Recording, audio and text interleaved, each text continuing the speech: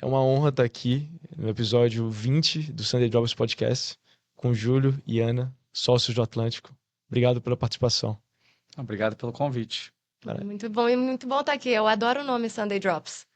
Eu leio sempre a newsletter, então tô bem animada. eu fico honrado hoje, eu estou muito feliz porque quando fui pegar o histórico, a fonte que eu mais citei na história da minha newsletter, que tem 3 anos e meio, é justamente o report do Atlântico, que eu acho que ele encapsula muitos dados proprietários.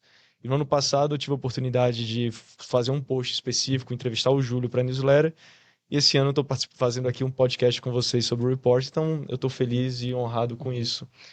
E falando do podcast, o tema desse ano é Latam Does It Best. O que isso significa? A ideia do tema era de mostrar para o mundo que a gente está conseguindo construir algumas das melhores empresas de tecnologia do mundo inteiro. Então não é que o Nubank é o melhor banco do Brasil, é o melhor e maior banco digital do mundo. Né? Não é que o iFood é uma empresa de delivery que ganhou no Brasil, é que quiçás a melhor empresa de delivery do mundo inteiro. Se você olha crescimento, se você olha penetração, se você olha rentabilidade, por aí vai. Mercado Livre como a terceira empresa que a gente também escolheu.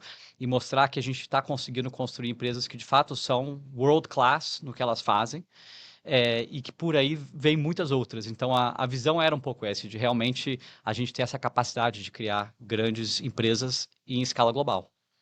Que legal. E parte desse insight parte daquela premissa que vocês colocam no relatório, de que a estrutura de mercado, por vezes, é mais valiosa do que até o market size. Então, vocês conseguem contar um pouco por que essa dinâmica faz sentido nessa região? Eu acho que a gente trouxe esses três exemplos, e talvez são exemplos que Mercado Livre e iFood, eles começaram em uma dinâmica de mercado parecida, né? Nubank talvez numa dinâmica de mercado diferente, a gente pode falar um pouco mais sobre, mas eu acho que as três empresas conseguiram fazer gerar um ecossistema ao redor do produto principal, é, que foi o que realmente capturou a maior parte do valor. Eu acho que isso só foi possível porque acho que uma barreira de entrada aqui, ela tende a ser mais alta. Então, como o acesso a capital, o acesso a talento, ele é muito difícil. No momento que você ganha esse acesso, né, para um novo player te alcançar, também é muito mais difícil. Então, é a diversidade que gera essa resiliência. E aí, no momento que você gerou essa escala, você conseguir construir o ecossistema ao redor disso é mais fácil porque é tudo oceano azul, né? Então, talvez em um mercado mais competitivo como os Estados Unidos, onde você tem vários competidores da sua esquerda e à sua direita, e entrar numa adjacência realmente requer um direito de ganhar muito forte, talvez em um mercado menos competitivo como o Brasil, como a América Latina, no momento que você tem alguma escala, né, algum nível de distribuição e de qualidade de produto, isso tende a ser mais natural. E aí o retorno ele é maior e ele dura por mais tempo, né? E foi um pouco do conceito que a gente tentou trazer. O Tom Jobim falou, o Brasil não é para amadores, né? Então acho que muita gente, principalmente empreendedores que veem essa temática de LATAM does it best, a pessoa imediatamente fala, o que você está falando? É impossível aqui, operar aqui é super difícil. E foi exatamente esse o tema, né? Assim, o fato de ser tão difícil aqui, o fato da gente ter capital financeiro que é escasso e é caro, capital humano que também é escasso, você tem pouca gente boa para conseguir escalar boas empresas, e vários outros problemas estruturais. Quem consegue sobreviver aqui consegue criar empresas que são muito mais duradouras, né? As empresas que ganham, aqui elas ganham por mais tempo, a gente mostra isso através da nossa análise, e elas também ganham mais, né? Elas têm um market share maior, elas têm retornos maiores, seja um return on equity, seja um ROIC, qualquer retorno de capital que você tem, e você consegue ver isso dos números tanto em empresas tradicionais como também nas novas empresas de tecnologia, que você vê ainda mais essa concentração de criação e captura de valor. Isso é muito interessante, né? Porque acho que no próprio relatório vocês mostram, em termos de ROI dos bancos, das seguradoras, ou índice de lucratividade, as empresas conseguem ter um nível maior do que a média global. E vocês listam três grandes desafios das empresas na América Latina. Um deles é acesso ao capital, como você mencionou, Júlio. Você menciona também acesso a talentos. E, por fim, lidar com toda a complexidade burocrática que faz parte do Brasil. E para os empreendedores que estão nos escutando, quais são as dicas para lidar com esses três desafios e quem sabe conseguir passar talvez desse vale da morte e conseguir prosperar e acessar esses ganhos em escala que existe nessa região. Eu vou começar com outra aspas aqui motivacional também, que eu já engatei nisso, mas naquele filme do Rocky Balboa, do Rocky, ele fala: todo campeão já foi um desafiador que nunca desistiu. Então acho que a primeira coisa que eu diria é não desistir. E acho que nem a Aninha falou, a questão da resiliência do empreendedor e do empresário brasileiro é um fator crítico do nosso sucesso. Nosso sucesso tanto no mercado local como nessa capacidade de criar empresas que são dentre as melhores empresas do mundo. Então, como é que você acessa capital financeiro? Tem que ser criativo, né? Tem menos, é mais caro, embora se você consegue, você vai ser mais bem remunerado por ter esse capital, que nem você mesmo mencionou, mas a gente vê empreendedores hoje buscando capital de outras fontes. A gente vê family offices, grandes famílias, muitas vezes investindo em startups. A gente tem visto a participação de CVCs, né, os fundos de venture capital dentro de empresas, os corporate venture capitals também crescendo muito aqui. E por último, a gente até vê o mercado de dívida, né? Muita gente pegando dívida privada, a gente pensa em FDICs, estruturação dessa fonte de capital. Então, tem um lado da criatividade resolvendo o problema de capital financeiro. Capital humano, eu acho que tem duas coisas aqui. A primeira é que não é que não tem capital humano. A gente, na verdade, tem pessoas muito boas e, de fato, até muitas pessoas. É que, proporcionalmente, quando você compara, talvez, a produtividade do trabalho do Brasil na América Latina com os Estados Unidos, ou países mais desenvolvidos, onde talvez você tem mais infraestrutura, ele é mais baixo aqui. A competitividade desse trabalho também é mais baixo. Mas tem pessoas boas. E o que quer dizer... Igual o capital financeiro, se você consegue domar e adquirir esse recurso escasso, você é muito mais bem remunerado por isso. Então, se você consegue montar uma atração de talento, seja pela sua missão ou a visão da empresa, que acho que hoje em dia, talvez até mais importante do que remuneração, é o que atrai e motiva e retém as pessoas nas suas empresas. Acho que a gente falou já de Nubank, iFood, Mercado Livre, são empresas com culturas muito fortes, construídas ao longo do tempo e ao longo dessa perseverança, que hoje se tornam uma vantagem competitiva para essas empresas, mas também do ponto de vista de atração de talento através de modelos de remuneração, né? Se antigamente a gente fala, por exemplo, da Ambev, né, como uma empresa que deu muito certo, principalmente ali na década de 90 e começo dos anos 2000, né, pensando muito nessa estrutura da América Latina, eles também tinham um modelo de atração de talento, né, que era aquela ideia de você ter uma meritocracia e você tornar os seus colaboradores em sócios. Né? Então, como é que eu eu viro um sócio aqui, seja do mercado financeiro ou seja de uma empresa como a Ambev? E hoje você tem o modelo de stock options, também que é uma nova forma de você trazer os colaboradores e torná-los sócios e ter uma participação financeira no sucesso da empresa. Então, você tem esses dois, talvez, mecanismos ali para você montar uma estrutura e um modelo de atração e retenção de talento. Se eu puder complementar, e acho que até trazendo um pouco para a história do Nubank, né? Acho que o Nubank ele começou na hora certa para as mudanças de mercado que estavam acontecendo naquela época. E eu acho que em mercados mais difíceis de penetrar, então, eu estava falando um pouco dessa dinâmica competitiva diferente, né? Então, Mercado Livre e iFood começando em mercados extremamente fragmentados, versus Nubank começando em um mercado extremamente concentrado, né, com mais de 90% dos ativos nos principais bancos, que você tem alguns momentos na história do país onde as portas se abrem para um novo player atacar aquele mercado. Eu acho que os grandes sucessos de fintech que a gente viu no Brasil, e a gente tenta explorar meio que essa visão histórica no relatório, vieram de grandes mudanças regulatórias, né? Então, para o Nubank, isso foi um vento a favor enorme, porque, como a gente falou, a barreira de entrada é muito alta, essa regulação ela entra e ela baixa essa barreira de entrada, você tem a oportunidade de captura de valor como um novo player no mercado. Então, acho que a outra coisa, voltando para a sua pergunta de como os empreendedores eles podem lidar com essas dificuldades, eu acho que tem um outro lado disso, que é como você pode se aproveitar dessas dificuldades, né? Que é encontrando esses gaps do mercado, pensando, pô, o que vai ser diferente em 10 anos versus hoje, e encontrando essas oportunidades que são muito únicas de atacar em um momento do tempo. Acho que esse exemplo do Nubank, podendo pegar uma coisa que geralmente é um desafio, né, a regulação, e vendo uma brecha para quando a regulação vir a favor e utilizar isso para gerar uma vantagem competitiva, é um excelente exemplo. E você vê o mesmo exemplo com o Mercado Livre também. Um outro elemento que a gente elencou como um dos principais desafios é a qualidade da nossa infraestrutura e de logística no Brasil, né? E se você tem um site de e-commerce, a logística de você conseguir entregar o que as pessoas compram é essencial.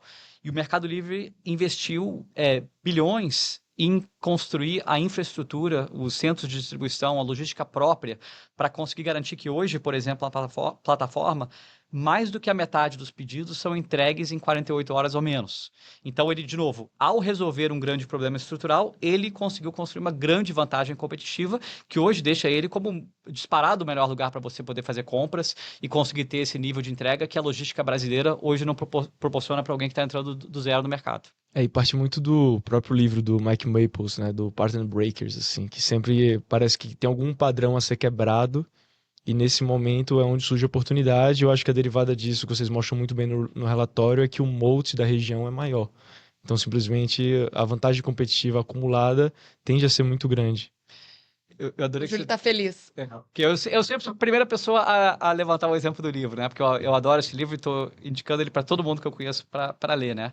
E acho que tem uma outra coisa aí que eu pegaria do livro que eu aplicaria para essa sua pergunta de como que os empreendedores conseguem navegar essa dificuldade. Então, sim, tem esse ponto da inflexão no mercado, né? Ele chama dos inflections, né? Acho que é o nome que ele usa. A gente, ano passado, chamou de mudanças tectônicas, né? No nosso report. Mas aí a outra coisa que ele discute muito é o insight, né? Assim, o que é aquela coisa que você sabe, qual que é aquele segredo que você como empreendedor sabe, que ninguém mais sabe, talvez ninguém mais concorda, e que ao apostar tudo ou usar aquilo como a principal diferenciação para a sua estratégia, deixa com que você consiga executar uma coisa que não é óbvia no começo, e muitas vezes até contrária ao senso comum daquele momento, mas ao longo do tempo se torna óbvia, né? E, de novo, o Nubank, quando você pensa, eu vou montar um banco digital para competir contra o Bradesco, Itaú, Santander. Loucura, e todo mundo falou que era loucura e não ia dar certo por muitos anos. Até que todo mundo olhou para trás e falou, era óbvio que alguém ia fazer isso. Então você também, como empreendedor, como que você pensa diferente? O fato de pensar diferente e não fazer mais uma empresa igual às outras, também pode se tornar uma vantagem competitiva e uma forma de contornar esses desafios que a gente tem no mercado. Cada dia eu penso mais, assim, quando é óbvio, a oportunidade já passou. Quando é algo que é óbvio. E é engraçado, quando a gente pega um pouco das histórias desses empreendedores, e se a gente pensar no mercado de tecnologia, por exemplo, na parte de unicórnios de tecnologia, a gente tem pelo menos no Brasil, eu sinto que a gente tem uma participação quase que desproporcional de founders estrangeiros com sucesso. E talvez isso aqui derivando e viajando um pouco, talvez até tenha uma relação de vivenciar algo em uma diferente bolha e talvez tenha um insight que traz para a região. Então, se você pega esses três casos, do Meli, do Nubank e do iFood, acho que tanto o Meli quanto o Nubank tem participação direta de pessoas que fizeram Stanford. Pelo menos naquele momento, talvez era um diferencial competitivo muito relevante. E iFood acho que foi um pouco nessa linha de criatividade, né? Nascendo em um período onde o capital era escasso, teve um capital estratégico muito relevante, né? Nascendo dentro da Mobile. A gente, inclusive, estava falando de outros exemplos, assim, por exemplo, a XP, que cresceu muito depois do aporte do Itaú, né? Que trouxe muita credibilidade para a marca, permitiu com que eles começassem a acessar clientes mais alta renda do que tradicionalmente eles conseguiam acessar antes. Então, acho que também esse elemento de criatividade para contornar esses desafios, acho que foi muito importante nessas três histórias. Com certeza. E da perspectiva de um investidor de capital de risco, parte do insight que eu tiro do report é os outliers são ainda mais importantes na América Latina como concentradores de retorno. Isso significa que a lei da potência vale ainda mais na nossa região? A gente falou que sim, tá? É um pouco da nossa visão aqui, porque você está, na verdade, multiplicando duas leis da potência.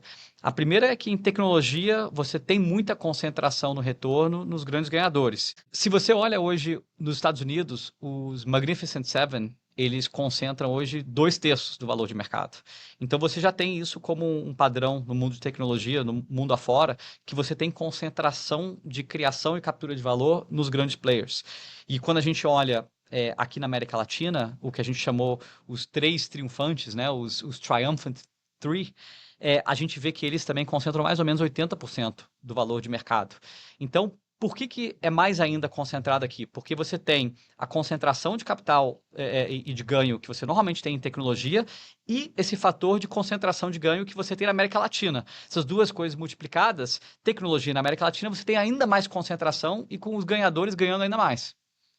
E eu acho que isso nunca, não era um insight muito óbvio, né? Inclusive, quando os primeiros fundos de venture começaram na região, eu acho que alguns acreditavam que o padrão de retorno de um fundo de venture aqui, na verdade, ele seria muito mais distribuído. Então, como você tinha um potencial de mercado menor, uma escassez de capital muito maior, que seria muito difícil você criar um ganhador como esses três que a gente mencionou, que conseguissem se financiar e escalar na magnitude que a gente via em outros mercados mais desenvolvidos.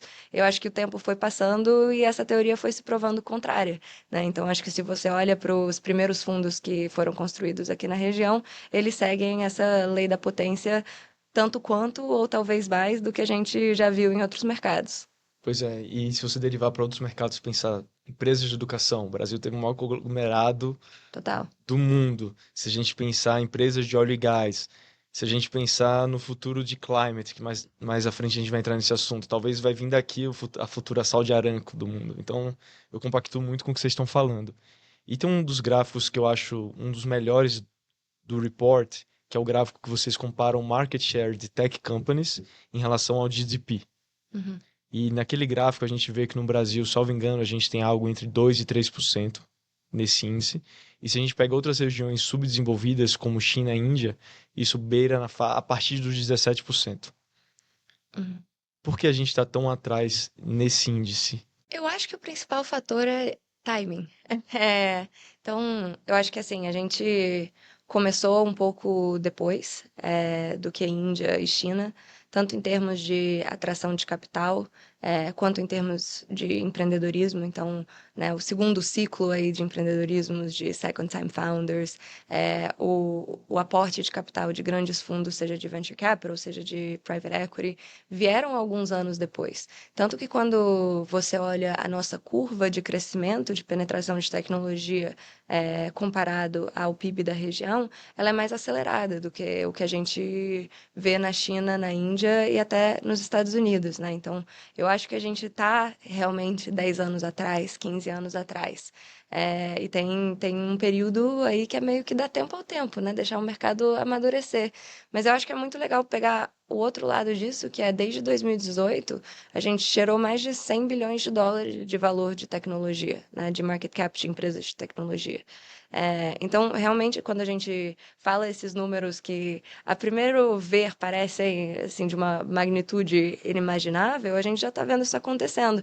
E em 2020 a gente falou isso, acho que hoje isso ainda é verdade, que a gente deveria chegar a níveis, talvez não a níveis comparáveis aos Estados Unidos, mas a níveis comparados à Índia, como você mesmo falou, sabe? É uma economia enorme, mas um PIB per capita menor também do que o que a gente vê na América Latina, um nível de infraestrutura muitas vezes mais baixo, um nível de desigualdade mais alto, né? Então, pensar que como região a gente consegue chegar aos mesmos patamares não é algo inconcebível, e a gente já está trilhando esse caminho há alguns anos. E eu acho que é importante olhar esse dado não só como a fotografia que a gente tem hoje, mas também o filme de como a gente chegou aqui.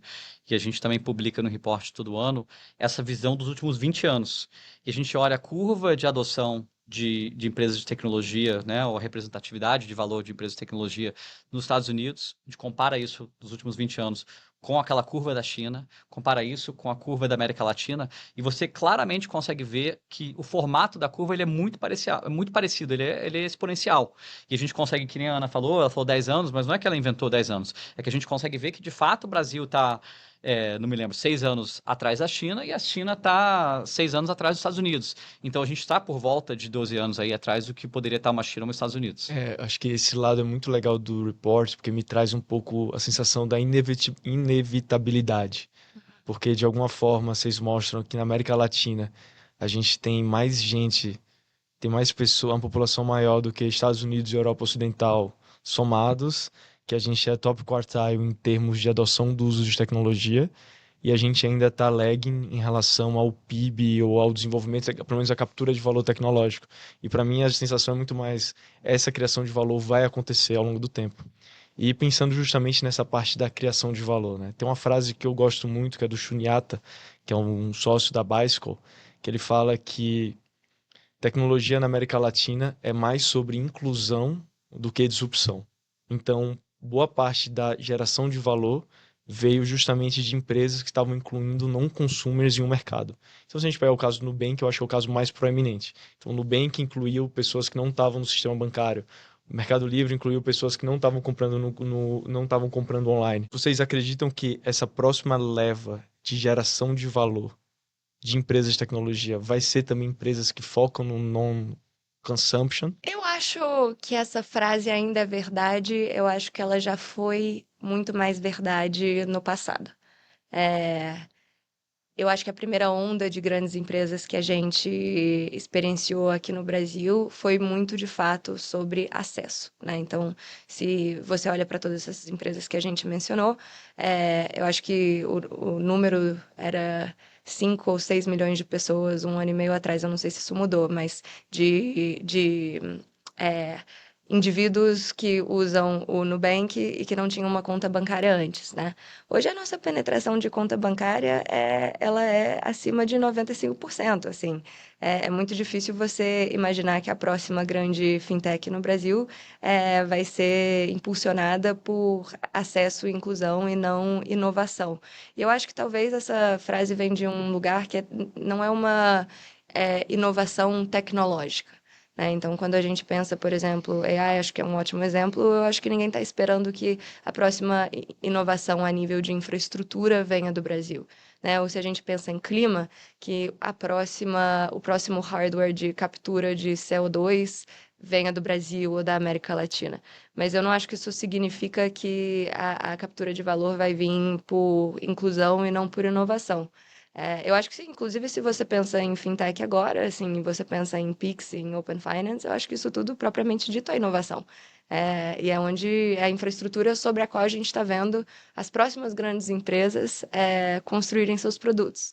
Então, talvez eu concordo que essa frase vai sempre ser verdade relativa a outras economias, mas eu acho que ela descreve muito mais a primeira onda de inovação que a gente viveu do que ela descreve a próxima onda de inovação. Que legal. E para deixar claro, a primeira onda que a gente viveu é igual à primeira onda que os Estados Unidos viveu. Isso. Só aconteceu 15 anos depois. Então, não é que a história aqui é diferente do resto do mundo. Ela só está acontecendo um pouco depois, igual essa questão da penetração da internet. Que legal. É aquela frase do Martin Scobbari, né? De que no Brasil a gente tem o benefício de ler o Jornal do Amanhã.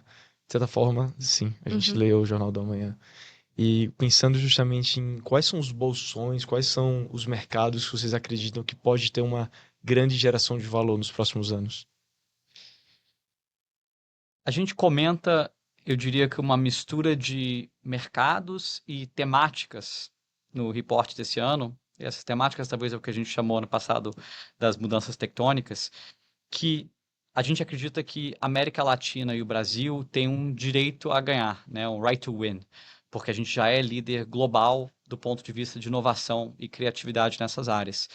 E eu não acho que a inovação ou a próxima empresa triunfante vai sair necessariamente só de uma dessas. A gente fala um pouco dessa questão do everything, everywhere, all at once, né? Pega essas coisas todas, joga numa sacolinha, mexe ali e tira algumas inovações e intersecções entre várias dessas temáticas. Então, é uma mistura dessas coisas, não é só uma. Então, para dar alguns exemplos aqui, a gente fala de inteligência artificial. Não dá para publicar um reporte hoje em dia sem falar de inteligência artificial. Mas é uma nova ferramenta, né? Uma nova capacidade que as empresas, os empreendedores têm de poder solucionar problemas antigos. Né? Então, a gente acredita que, de novo, voltando ao exemplo do Mike Maples, do livro lá, Pattern Breakers, é um ponto de reflexão que está todo mundo vivendo. Então, que oportunidades essa nova tecnologia e capacidade gera para empreendedores pensando de forma criativa? Então, é um ponto. Talvez duas temáticas relacionadas mais ao mundo digital, ao mundo de internet, que a gente vê o Brasil como líder global. Uma é na economia criativa, essa parte de influenciadores, né? A gente vê ali números que a população brasileira ela está mais conectada na internet, ela gasta mais tempo por dia, quem está conectado, essas pessoas, elas seguem mais influenciadores de qualquer outro país do mundo, e quando elas seguem influenciadores, elas procuram tomar decisões de consumo com base na recomendação desses influenciadores. Então, aqui, essa economia de influência, ela é maior do que qualquer outro lugar do mundo. Então, a gente deveria conseguir pensar nos novos modelos de negócio que, de fato, vão transformar esse mercado. E a gente pode não só resolver isso aqui, porque é o mercado talvez mais avançado e mais competitivo do mundo, quando você pensa em influência, mas depois, eventualmente, exportar isso para outros mercados. O WhatsApp é outra coisa. O nosso famoso Zap Zap, nenhum país no mundo tem um nível de penetração e uso do WhatsApp como tem no Brasil. Não só do lado de pessoa física, né, da gente usando no dia a dia, mas também no nível de empresas. A gente vê o WhatsApp Business crescendo boçalmente, globalmente. E a gente vê que boa parte da receita que está sendo gerado via o WhatsApp Business, a utilização de WhatsApp para negócios, está vindo aqui do Brasil. Então, se a gente pensa no WhatsApp como uma nova plataforma onde você consegue construir novos modelos de negócio em cima, você também deveria ter grande inovação vindo aqui do Brasil e aqui da América Latina. E aí as outras categorias que a gente discutiu um pouco foi o fintech, que nem a Aninha falou, a gente já é líder global em inovação em fintech, acho que talvez muito por conta da inovação e do investimento do setor público, né, principalmente do regulador, do Banco Central, em criando essa infraestrutura pública e gratuita que tanto os bancos como fintechs conseguem utilizar, seja Pix, seja Open Finance, ou seja o Drex, que está vindo daqui a pouco. E, por último, a parte de energia, que você falou, né, essa mudança para uma energia verde e uma matriz mais limpa de geração de energia. A gente, pelo fato que a gente tem a floresta amazônica, a gente tem uma das maiores reservas globalmente dos minerais que você precisa para a transição energética e também até de recursos hídricos, água, né, limpa, que você pode exportar para o resto do mundo, a gente, de novo, está numa posição muito privilegiada para conseguir se tornar líder nesses setores.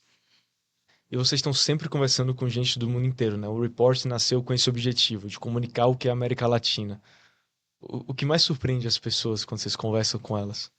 Eu acho que os nossos leitores de fora, eles sempre pensaram na América Latina como um país onde você não tem grandes empresas, onde não tem grandes retornos, né? As pessoas, e você vê isso pela forma de investir, sempre investiram muito mais na China, que gerou grandes retornos do ponto de vista de tecnologia, e depois a China investiu muito na Índia e no Sudeste da Ásia. E sempre acharam que a Índia é a bola da vez, e a América Latina sempre atraiu muito pouco capital. E uma coisa que a gente tenta mostrar todo ano, e a gente mostrou muito claramente, acho que ano passado, é que, embora a América Latina, e o Brasil também se encaixa nisso, conseguiu capturar um percentual muito pequeno comparado com a Índia de capital de risco, de venture capital. A gente capturou mais ou menos 1/20 do que a Índia captou do ponto de vista de venture capital. A gente conseguiu ainda assim fazer muito mais com menos. A gente teve mais retornos realizados, né, saídas de empresas valendo mais de $1 bilhão do que a Índia e também do que o Sudeste da Ásia. E a gente teve uma criação de market cap total valor gerado, também muito maior do que eles. Então, a gente ganha mesmo estando com esse déficit gigante de acesso a capital. Então, eu acho que muitos dos investidores lá fora, eles olham e falam, pô, nunca imaginei, eu achei que a Índia estava em outro patamar, achei que a oportunidade de mercado fosse muito maior. Mas isso começa a abrir os olhos das pessoas que a gente tem grandes empresas aqui e consegue gerar grandes retornos. Eu acho que esse ano, talvez até para adicionar um pouco aqui, ano passado a gente falou muito das saídas das empresas. Esse ano a gente falou a nível portfólio, né, a visão fundo. Então, a gente divulgou, por exemplo, uma análise que eu acredito que é inédita, que a gente usou dados de mais de 40 fundos de venture capital da América Latina, que a gente pegou de um parceiro nosso, da Spectra, um fundo de fundos aqui no Brasil, que passou esses números para a gente de forma anônima, para a gente conseguir fazer uma análise em conjunto. E a gente conseguiu mostrar que os fundos de venture capital da América Latina, eles performam muito acima de todos os benchmarks, todos os patamares de fundos de venture capital globais. Então, se você pensa nos fundos que performaram naquele nível de retorno que define esse fundo ser um dos top 5% de fundos de venture capital lá fora, 24% dos nossos fundos da América Latina ao longo dessa última década performaram nesse nível. Então, a gente, de fato, de novo, tá ali meio que escondidinho, ninguém sabe, mas a nível de empresa, a nível de portfólio, a gente consegue gerar excelentes retornos. Eu diria também que tem algumas oportunidades específicas que a gente às vezes explora no relatório que não é tão óbvio para outros investidores olhando de fora. Então, acho que tem dois exemplos que a gente traz esse ano que são bons exemplos, né? Um dos case studies que a gente colocou no relatório esse ano foi da Talismã, né? Que ataca o mercado de advocacia no Brasil. E a gente estava batendo um papo sobre inteligência artificial com um investidor de fora esses dias. E a gente falou, pô, vocês já pensaram nos espaços que podem ser interessantes para explorar a inteligência artificial aqui no Brasil?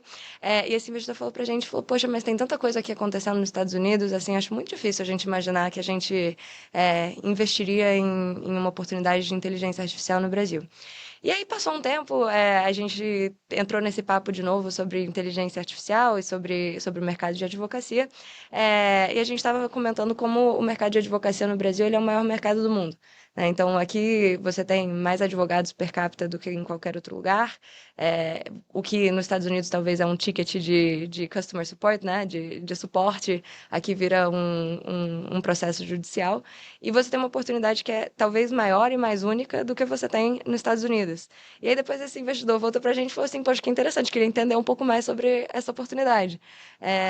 Acho que esse é um exemplo legal. Um outro exemplo, a gente estava olhando o mercado de motos elétricas, a gente fala um pouco de transporte elétrico no Brasil, né? E uma coisa que pouca gente sabe é que no mercado de motos a combustão, a Honda aqui tem 76% de market share. É um player muito dominante. Isso vem de uma dinâmica de mercado de tributação em cima da importação de peças de motos, de veículos para o Brasil, tem uma taxa de importação muito alta. Então, se você é um player local, que você monta a sua fábrica, né, nesse caso em Manaus, uma parte grande da sua produção ela é brasileira, você captura um ganho de impostos que ele é muito, muito relevante. Você torna esse veículo muito acessível para a população. Então, de novo, uma dinâmica de mercado que ninguém conhece, vai se desenvolver um pouco diferente da Índia e da China. E aí, quando você conta isso para fora, a pessoa fica, nossa, talvez, na verdade, essa é a oportunidade mais legal de veículos elétricos no mundo. Eu prefiro investir em moto elétrica aqui no Brasil do que eu prefiro investir em moto elétrica na Europa. Então, algumas coisinhas assim. Eu acho isso sensacional, porque eu citei, por exemplo, o exemplo dos conglomerados de educação. Isso aconteceu muito para a dinâmica de mercado que acontecia aqui no Brasil, ou acontece em outros países da América Latina. Então tem um quê de jabuticabas brasileiras, não sei se é a palavra correta, mas de coisas que só acontecem no Brasil, modelo de negócio. Então, não sei, hoje anunciou a rodada da Cayenne. É um modelo de negócios que não é óbvio em outros lugares do mundo, porque a dinâmica é completamente diferente. E então acho que tem esse aspecto que é muito relevante. E um dos temas que ano passado foi era o grande tema do momento, ainda é AI. E eu sinto que a minha leitura do relatório é que esse ano AI está sob uma perspectiva mais pragmática da perspectiva dos founders. Vocês concordam com isso? Eu concordo. Acho que o que a gente viu é que tem uma distância entre a perspectiva do empreendedor e a perspectiva do. A gente fala do mercado, eu acho que em grande parte é a perspectiva do investidor, né? Então, eu acho que quando os investidores veem uma mudança tecnológica tão grande, você olha para trás e você pensa quanto de valor foi gerado após, né, o shift da internet, logo depois mobile, agora a gente está tendo inteligência artificial. Eu acho que tem um ânimo do lado do investidor e uma urgência do lado do investidor que talvez não conversa tão próximo com a dificuldade que é você implementar isso no seu modelo de negócios, você reinventar parte por parte da sua empresa para ser ou mais eficiente ou para gerar mais receita, ou em alguns casos você de fato reinventar o seu modelo de negócio como um todo, né? E quanto tempo que isso demora e quanto tempo que você demora para colher os frutos que vão vir de fazer isso. E aí eu acho que os empreendedores, a gente lá atrás tentou, né, trazer um pouco disso, assim, incentivar todo mundo a começar a explorar essa tecnologia. A gente fez um evento legal com o Sam Altman, a gente chamou vários CTOs do Brasil, e eu acho que todo mundo abraçou a tecnologia, começou a utilizar, e viu que ao utilizar, que é uma tecnologia que tem muito potencial, mas que você ainda tem muita dificuldade de implementação, seja por escassez de talento, seja por organização de dados, seja pela arquitetura que você construiu, no sistema mais legado que você construiu. Então, eu acho que tem um pouco essa distância. Não significa que o potencial a longo prazo, né, que a percepção do potencial a longo prazo, ela seja tão distante. Mas eu acho que o tempo, talvez, é onde você vê um pouquinho mais de distância. Eu acho que a derivada disso é aquele gráfico lá que vocês fizeram em parceria com a Latitude, do AI-centric e o AI-enabled, que 99% das empresas do deal flow da Latitude são AI-empowered, não AI-centric. E aqui é uma pergunta super aleatória, tá? Mas, de alguma forma, AI mudou a velocidade? O que usar AI mudou na forma que vocês produzem um relatório? Vocês sentem que vocês são mais rápidos? Ou mudou algo? Sim, você pode responder. Eu uso muito pouco para o relatório.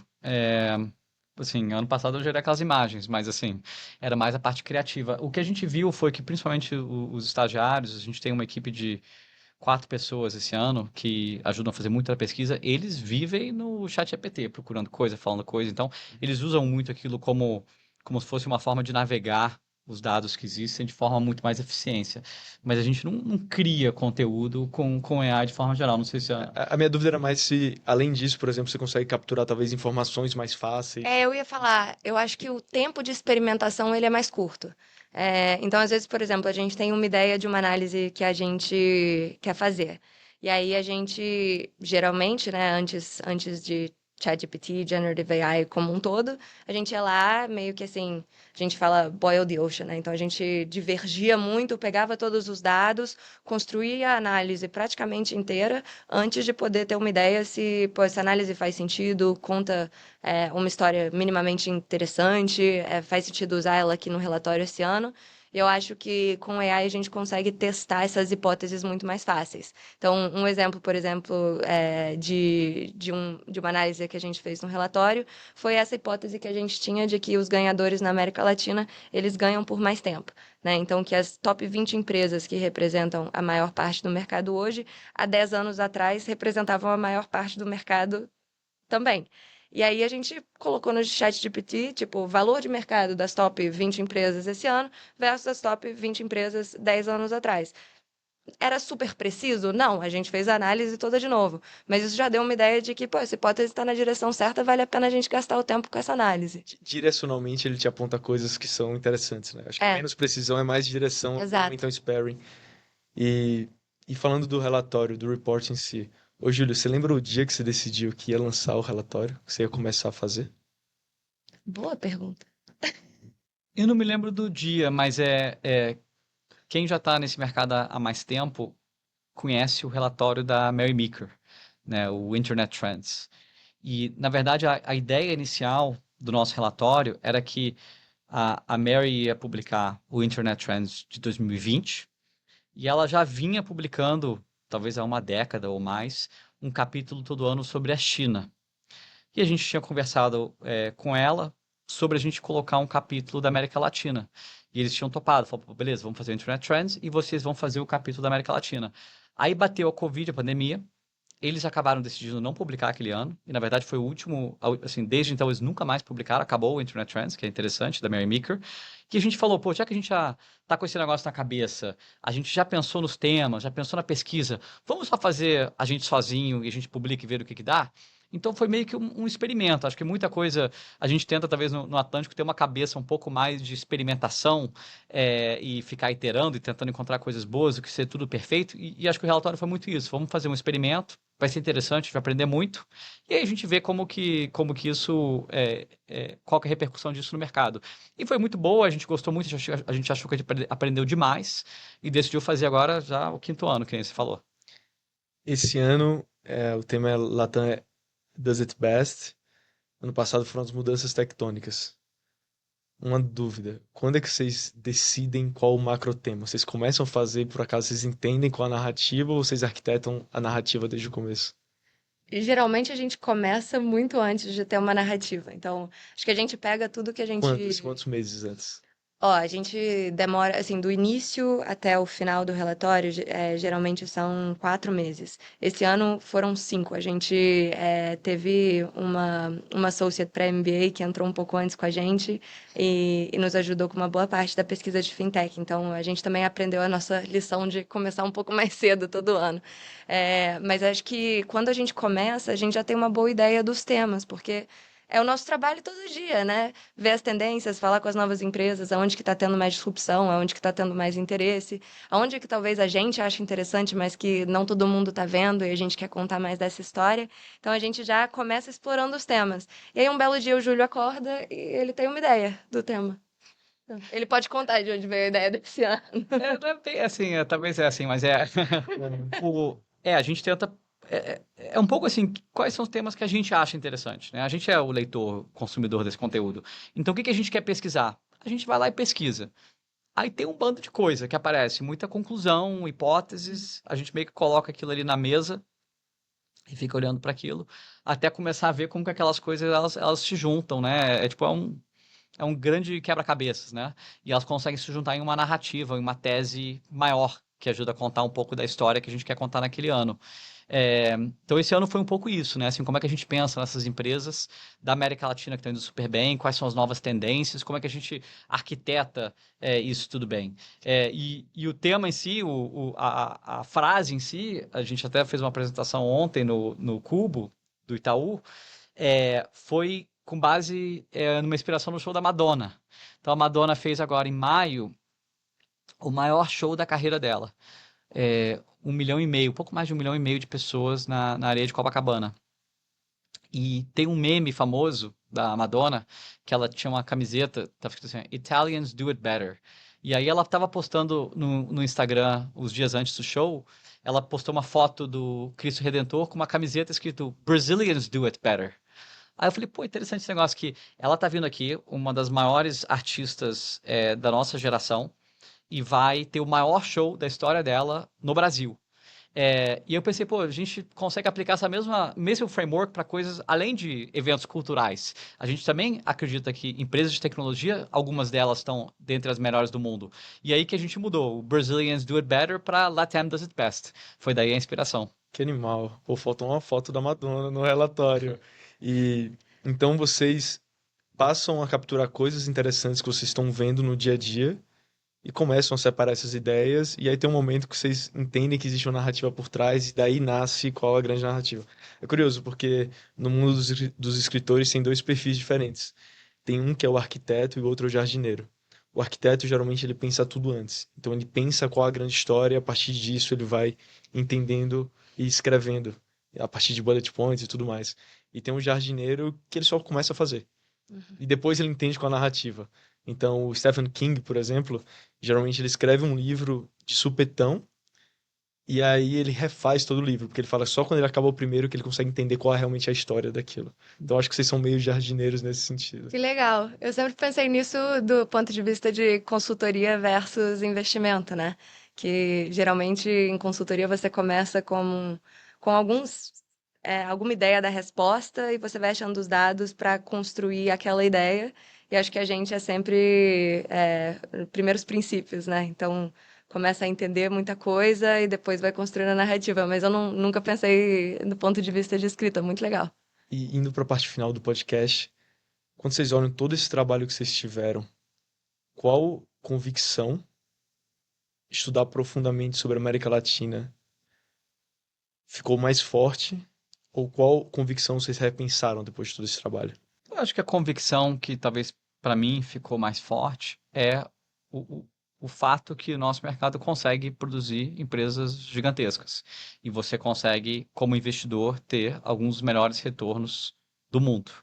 Né? Acho que muita gente pergunta, venture capital pode funcionar aqui, não vai funcionar, etc. Então, é sempre uma discussão, e eu, pelo menos, saí com muito mais convicção no fato que sim.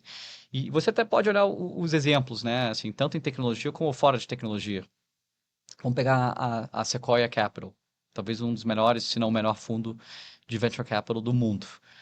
Um dos melhores investimentos da história da Sequoia Capital foi no Nubank. A história do Venture Capital, né? Do Venture Capital, exatamente. Foi o Nubank, no Brasil. A General Atlantic, um dos melhores fundos de growth capital, também do mundo. Um dos melhores investimentos da história deles foi a XP, aqui no Brasil. Bain Capital, um dos melhores fundos de buyout, private equity, também do mundo, foi o investimento Intermédica. Então você vê ali que vários desses fundos que têm os melhores investimentos da história do mundo, às vezes o melhor ou um dos melhores investimentos que eles fizeram foi aqui. Então isso reforçou que, a gente já vê isso em tecnologia, e dois, a gente deve conseguir ver por questões estruturais, né, de que nem a Ana falou, dessa questão dos first principles, né, pensando de forma muito first principles, por que que isso deveria continuar e, quem sabe, até acelerar no futuro. Eu talvez. Eu acho que a gente talvez começou nesse mundo de venture capital em momentos parecidos, né? E eu tava falando até hoje mais cedo que eu comecei a minha carreira no início de um bull market. Então, que essa mudança grande de mercado que a gente teve de 2022 para cá foi o meu primeiro ciclo, eu diria.